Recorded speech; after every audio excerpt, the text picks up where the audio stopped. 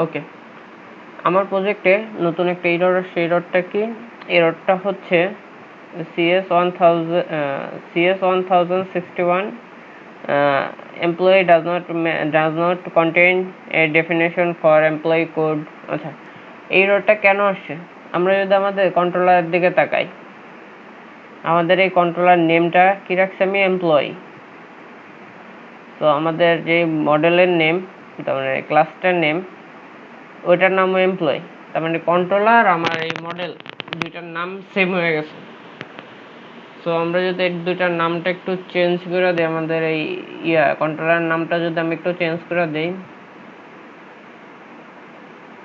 কন্ট্রোলারের নামটা আমি যদি আচ্ছা এক নাম দিলে প্রবলেমটা কি?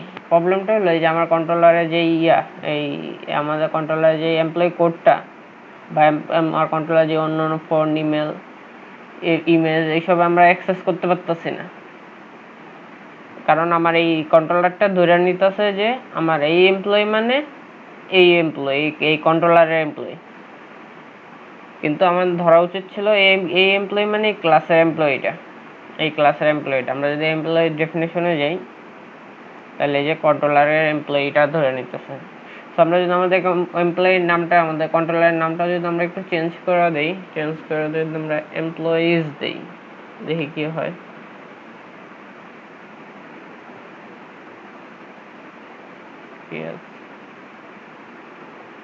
ওকে, এইবার যদি আমরা এমপ্লয়ি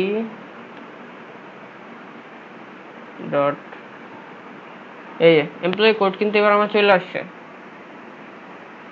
তো এই এই এররটা দেওয়ার একটা কারণ হলো আমাদের কন্ট্রোলার আর যদি আমাদের এই মডেলের নামটা যদি সেম হয়ে যায়, তাহলে একটা এই এরর দেওয়ার একটা সম্ভাবনা, এই টাইপের একটা এরর দেওয়ার সম্ভাবনা থাকে।